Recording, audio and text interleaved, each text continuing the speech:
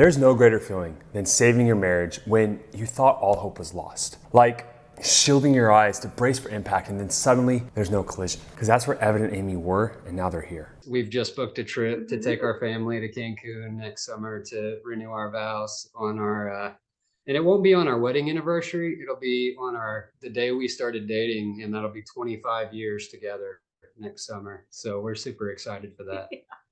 Evan went from battling depression and facing divorce to renewing their vows all in 4 weeks. This incredible change was possible because of 3 lessons he applied to his marriage and his life. And not only is the first lesson depicted in one of the highest grossing movies of all time, based on a catastrophic event in history, but it's a trait so effective that even his mother-in-law pulled him aside and had some unexpected words for him. You gotta hear this, so let's just jump in. Now, before Evan transformed his marriage and had a new outlook on life, he was in a dark, dark place. Conceding that this person, this man that I love is not there anymore. He's just not there, and I can't reach him, and I've tried, but I've got to save myself because I'm going down with the ship. Their marriage was sinking like the Titanic, but by all accounts, it should be at the bottom of the Atlantic Ocean right now.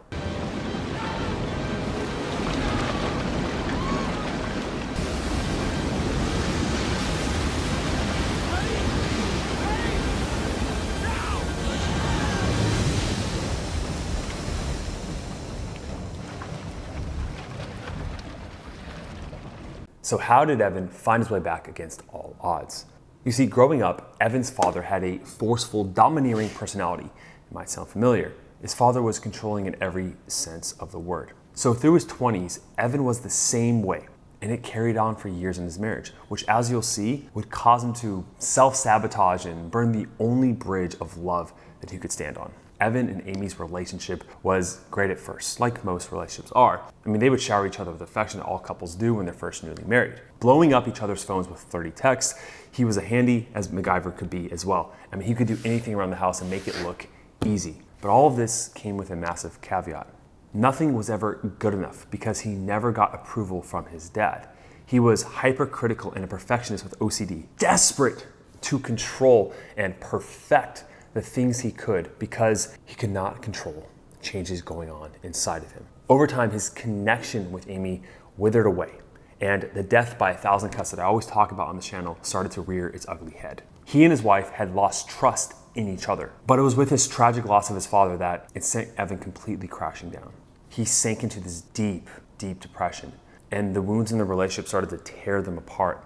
His wife's love for him never really faltered, but there's only so much weight that someone can bear on their marriage before it collapses like a house of cards. I have always maintained love for him, even through these bad things. It was just like, but I love you enough to know that this isn't working, and we've got to figure something out. Like whether that's living separate or trying to work it out.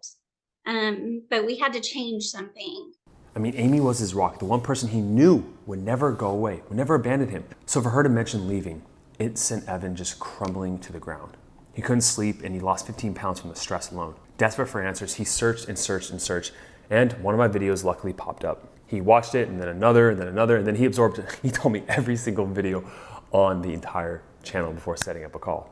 Now, this was a man who was hungry and motivated for radical change. So when he finally reached out, I helped Evan target specific areas he needed to work on to get the most amount of results in the quickest amount of time. You know, that's when he found your program. Mm-hmm.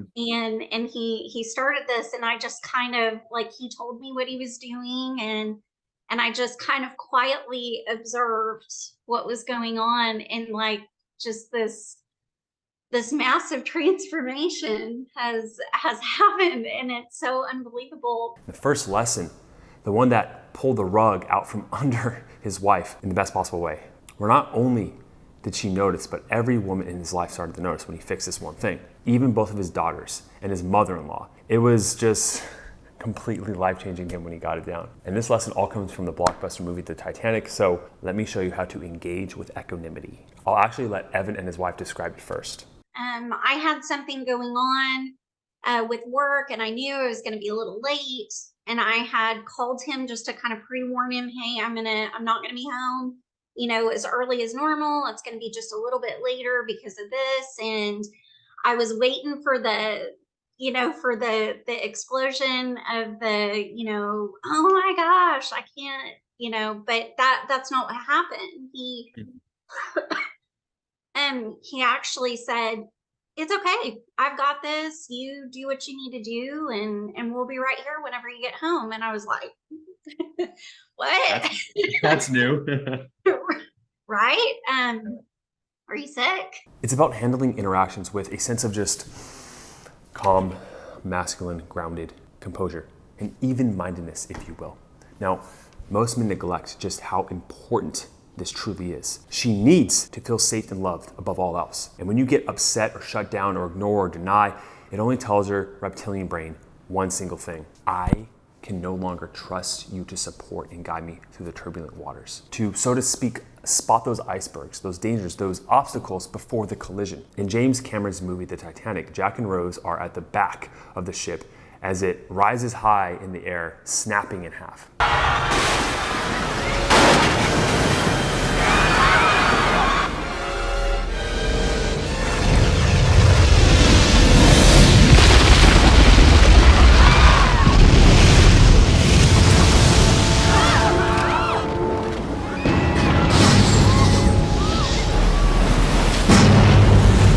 Now, despite the utter chaos and panic that was going on during that time, when everything was falling apart, people are literally dying, Jack remains calm. And not only that, he ensures safety and he leads the female character to a path towards safety. Now, this may seem like an extreme example, but it still proves the point. You see, when she's upset at you, when there is chaos, on the inside, you are sinking. That's how it feels for a lot of men. And you can choose to go down with the ship, to falter, to break down, to shut down, to go inside of yourself, go inside of that head, try to figure out the right words, or you're able to first control your state, remain calm, and put your attention down to your heart, where the leadership emerges. I mean, when Evan did this one thing alone, that more than anything told Amy, his wife, that he is changing. When normally he would get upset, he would panic, he would disconnect himself from her by going inside of this thing. When he was no longer doing that, she felt the immediate shift. My mother actually was the one that, she told me first. She was like, I have really noticed like his exchanges, not just with you, but with everyone, seem so different. He just seems so light, like he's happy, and I don't know what he's doing, but whatever he's doing, it's working. Now, what Evan just mentioned ties into this next point. Listen to Amy describe it first. Everything was so serious and so heavy all the time. And so he really did turn that around because, he's the leader. That's what he's supposed to do. And so by him leading with this, hey, it's going to be okay, everything's great, it's a hiccup, it's a bump in the road, but we're going to be fine. Like, it's so easy to like follow that lead when he's in that state. You see, Evan learned the importance of directing devotion. You see, a wife without a masculine, apex male husband is like having the ship with no captain. She's this majestic one-liner that just can guide the turbulent oceans, but she needs that direction. She needs that person to take the helm, go through those turbulent waters together, through those storms of life. The polarity thing was huge for us because that pushed her up into the masculine, as obviously I broke down and became much more into the feminine. And so I feel like refinding myself and stepping back into my masculine frame has allowed her to soften up to the woman that she really wants to be. And she doesn't want to make all the decisions. She has to do that at work. So yes. I feel like it just takes a lot off of her shoulders and off of her plate. Now, Evan's ability to direct devotion, it became a lot easier after standing this final. It's the utopia quest, okay? I'll let Evan describe it. What I've come to realize throughout the course was that I came from a broken home, and my purpose was getting my dad's attention and approval. And I did get that before he passed. But once he was gone, I didn't know who I was anymore. I didn't know what I wanted. I didn't know who I was. I didn't know. I was just going through life, and I had no direction, no drive, no goals. I was just unhappy, and I saw everything through a negative lens. I mean, every single time I talk to a man and I ask them what they've lost, a lot of guys can say they lost their purpose, they lost themselves, they lost that confidence. It's all synonymous, right? Evan lost this because over time, what you've done is you've sacrificed. You've sacrificed because you were told to focus on the family, to provide, and you should be rewarded for that and appreciated and made to feel that you are good enough. But you kept on giving yourself away. For Evan and for many men I work with, we have to develop this idea of this path that you are going on. In the masculine leadership, you are taking that boat. You need to find what goals you want to achieve. It is so easy to just say, I'm gonna become complacent, especially when you go through tough times, right? Like Evan's depression with his father. It makes you just wanna retreat from life a little bit, but she feels that you're not living up to your fullest, and she needs that from you. When I was younger, dude, the world was my oyster. Nobody could no was not an answer for me. My motto was, if there's a will, there's a way, and I'm going to find it. But I lost that. And after I lost my dad, I was just like, well, I guess this just isn't for me. When Evan started to live his life with purpose again, he had a clear sense of direction. And that energy, that positive masculine energy rubs off on his wife, but it rubs off on everyone around him, and it draws others in. Something that he did just this morning, and has literally been like, I've been so happy all day long. I even texted him and told him that I'm so excited about our future, is that this morning he's like, I am hungry. I want things. I want to do this. I want to do this. And I have not heard these things from him in such a long time. And it just made my heart burst, because he is so unbelievably talented. Evan reigniting that passion and zest he had for life broke down the prison walls of depression he once had. Speaking of prison, there's this famous scene from Shawshank Redemption about, well, I'll just show you.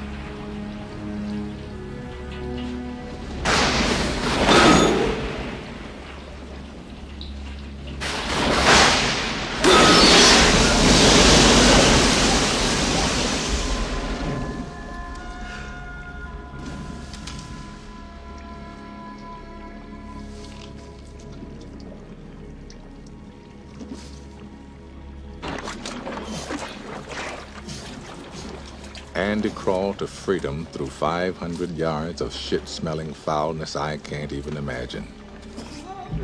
Or maybe I just don't want to.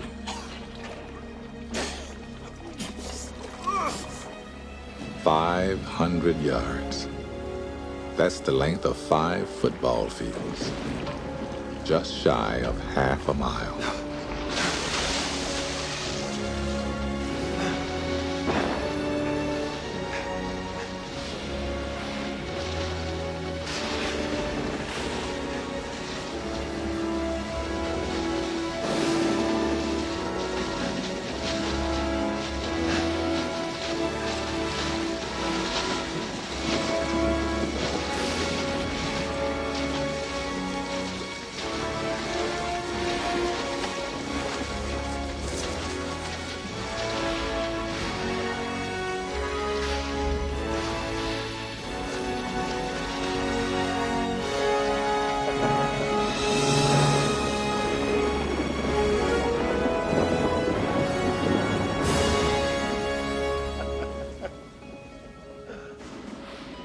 You see, when Tim Robbins' character Andy shares his hope for getting out of prison, Morgan Freeman's character Red says, don't have any hope. It's just gonna bog you down a lot more, make you feel depressed when you don't get what you want. Now, it would be easy for anyone to lose hope, especially talking to someone who's been there for so long and surrounded by all these naysayers and people that have just given up. But that wasn't Andy. I guess it comes down to a simple choice, really. Get busy living, or get busy dying. And later we found out that Andy secretly kept busy for many, many years. After years in prison, every single day he was chipping away, developing this 500-yard tunnel to escape. Later, Red finds out and he reads a letter from Andy saying, "Hope is a good thing, maybe the best of things, and no good thing ever dies." The power of hope and purpose can transcend even the darkest circumstances, as it did for Andy and Amy. That for me is like so exciting because this is the person that I married. This is the person that I fell in love with, and I can't thank you enough for your program and for helping me get him back. So it wasn't just him getting me back, it was me getting him back too. You see, Evan, like many men, had these limiting beliefs that were served as walls, shields to push other away. And one hand was reaching out for Amy this whole time consciously, but that other hand was pushing her away. That's that form of self-doubt, self-sabotage. And it all comes from that fear of rejection, doesn't it? Fear of abandonment, fear of being alone. You see, with all the successes that men have had, that you can have, there's lots of defining characteristics, but one of them is searching for answers, putting your ego aside, saying, I do need help, and that's okay. I'm going to overcome these limiting beliefs, because even though you can have this narrative that you are depressed, or you're not good enough, or life wants to beat you down, that victim mode, there is a path of light and hope. And you may not know what the end of that tunnel looks like, but you walk towards that light. And that light is that positive voice saying, you can do this, right? This is an opportunity for you to grow. A lot of men will become complacent. It's just a slow burn, right? It's like one step into hell at a time before you realize you're there. And when you finally wake up, you're like, holy crap, how did this happen? How did I settle? It's okay. You're here wherever you are in your marriage, but there is an opportunity to turn it around. And whether you win her back or not, going toward that light, you become another man. You find that mountain to climb. It's gonna be an arduous path, as it most often should be. But man, what are you gonna do? Just stare at the bottom of the mountain, look up to the top, and just wonder how it looks? No, that's not you. It's not you. You know how to ask for help by clicking the link down below if you need to. Watch this other testimonial right here. I'll see you in the next one.